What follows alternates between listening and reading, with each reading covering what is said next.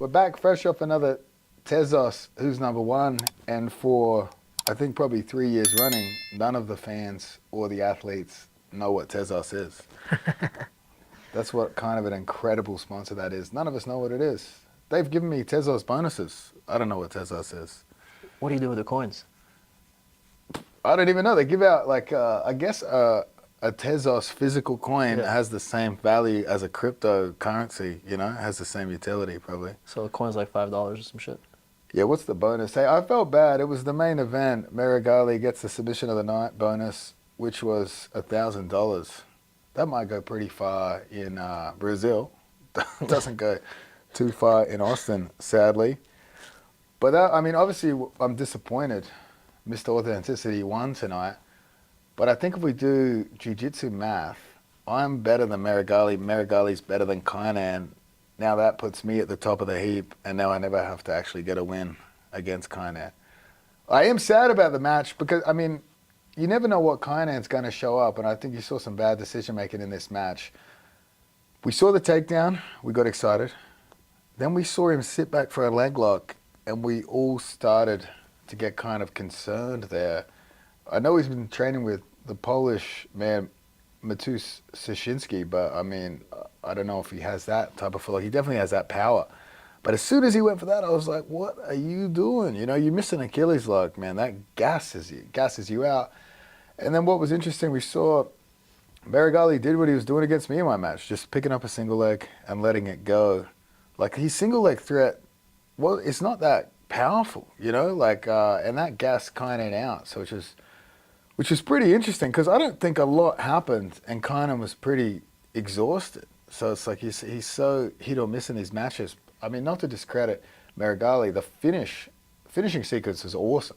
But basically, at the point at which he almost got the back, it kind of looked like Kainan gave up.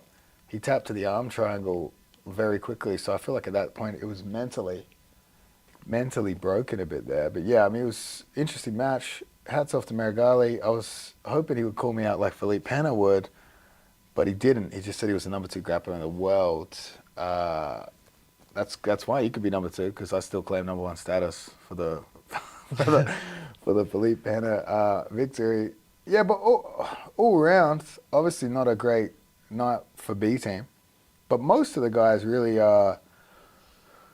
I mean, most of the matches on the card all round were kind of mismatches. You know what I mean? The main event was not a mismatch. The main event, although Kainan has the accomplishment and experience in Nogi, Marigali's already shown how good he is by getting silver at ADCC Absolute. So that was really, on paper, a very, very interesting match. We look at the co-main, Fionn versus Jasmine. Jasmine really doesn't have any accomplishments to speak of. I would imagine her biggest victory was the press conference so far. Yeah.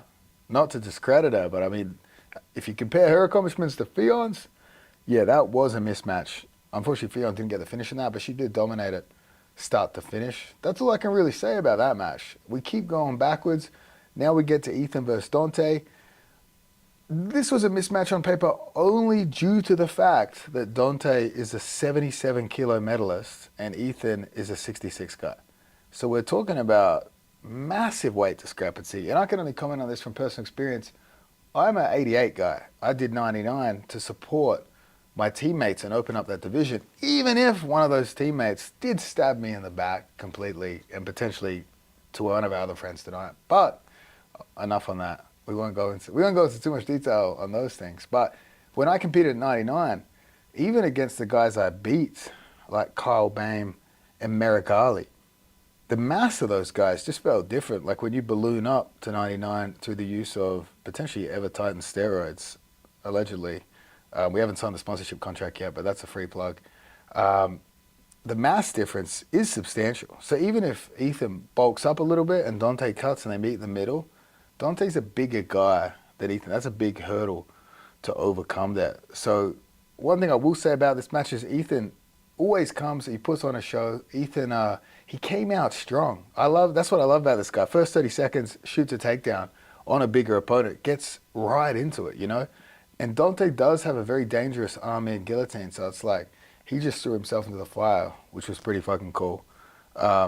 Dante obviously gets a submission a bit later in the match. They had some 6 scrambles the whole match. I still think match of the night. I mean, you got to give Marigali kind of just to the weight of the result. Match of the night, sub of the night. But Dante Ether was probably the most exciting back and forth. Theon and Jasmine also was pretty tense because of the banter at the press conference. I thought Theon could have had some better responses, you know. Give us some of the UK banter. Roast her back a bit, you know. Or is she from Ireland? I don't even fucking She's know. Welsh, no? Welsh, yeah. Ireland is a part of the UK. That's my opinion. Fight me over it. I don't care. I consider it the same thing, you know. But she's not even from Ireland. So again, yeah, Ethan, he put it on the line. Fun match. We keep going back. Nikki Ryan, Renee, also a booked mismatch, you know. It is a mismatch. Nikki Ryan being who Nikki Ryan is. Renee still coming up in his career. I mean, Nicky Ryan still is too, given his age. But again, on paper, this was a mismatch. Nicky Ryan was meant to kill Renee Souza. And in a way, he did. He took the back. He controlled her. Everyone else was freaking out, being like, Nicky, submit this guy, submit this guy. And me knowing Nicky personally and me also connecting with him through the shared terrible cardio, I was like, bro, let's fucking chill. I kept saying to him before the match, I was like, let's set a pace we can maintain for 15. That's very, very important.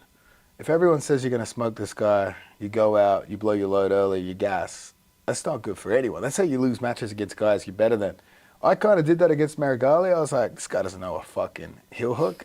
Went for too many heel hooks in 3 minutes. Got gas, pushed through. Secured a late thing to get the match done, but definitely it was just strategy error, and I was exhausted for Kainan. But yeah, Nicky Ryan, I thought he did great. He's obviously coming off a lot of injuries. He's coming off a dominatrix fetish. You know, we're trying to work our way out of that too. That's a story for another time. But he came out, he controlled.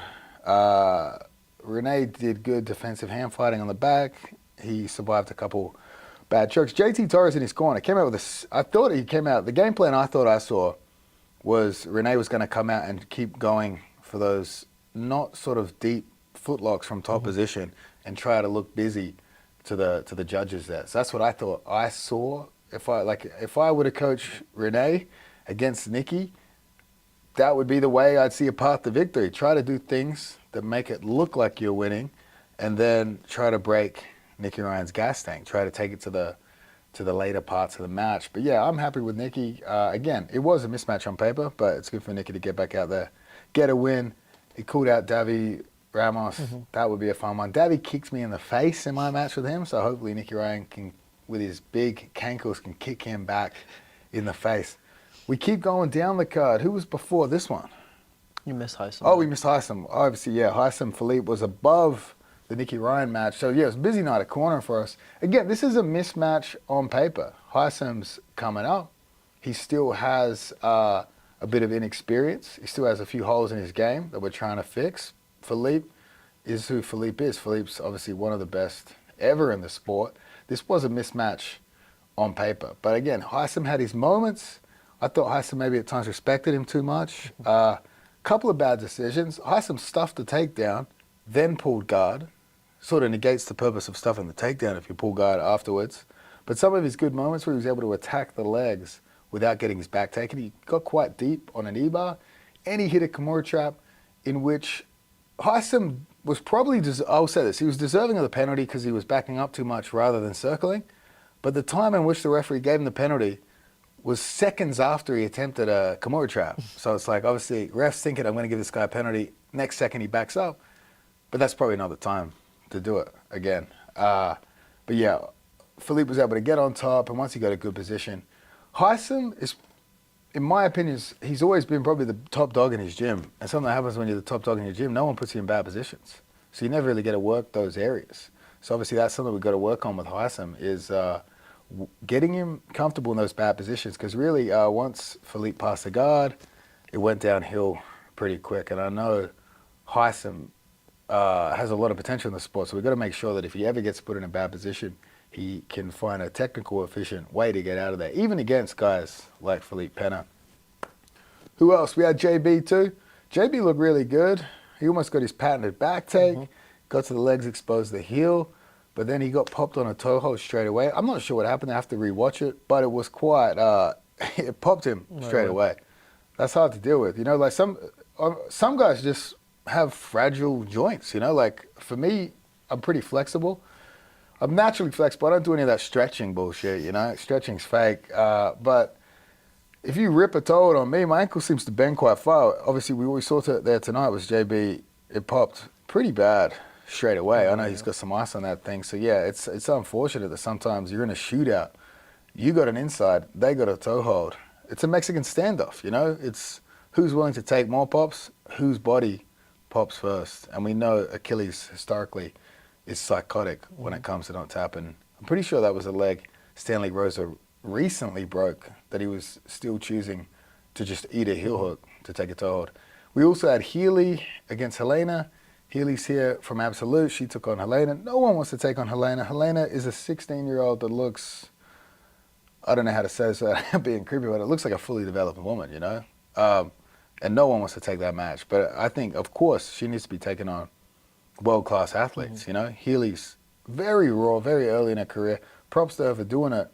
If someone offers you a match against anyone, you kind of should take it, you know? But this was definitely a big skill discrepancy. Not saying she doesn't have a path to victory. Anyone can pull off an upset, but it's clear Helena should be taken on top-level competition. I assume people like Fiona and stuff. Helena's huge for 16. Like, huge. Like, I'm thinking, like, what's her walking weight class going to be when she's actually an adult? Yeah. I'm not sure. She's going to be massive, though. Maybe we have her fight Gabby Garcia. I don't know. That'd be interesting. But, yeah, all around, it was pretty exciting card all around. Obviously, there's some other matches I forgot. Taza got a win. He had a close decision. Andrew Tackett got a sick back take, rear naked choke. Yep. Another sick matchup. I think that's all the ones. There was 10 matches. I probably forgot a few. Yeah. I didn't watch them all, to be honest. Some of these I just watched the flow grappling finish, you know. But all around, what do you think of the card? So it's pretty exciting. Obviously, not the best day for the boys, but we had some good matches. Yeah, Hackett never has a fucking boring match. He looked pretty good. Submitted the kid pretty quick. And then yeah, Nicky Ryan looked awesome on his comeback to the mats and stuff. It's been what, like a year and a half since he's competed. Maybe he hasn't competed since ADCC. So yeah, coming up on a year now. Over a year, right? Yeah, almost a year, right? Yeah. So yeah, it was nice to see him. Again, we probably won't see him until 2027. Like you said, know? Like the Olympics every 4 years, you see the kid. It's a rare experience, Nicky Ryan competing.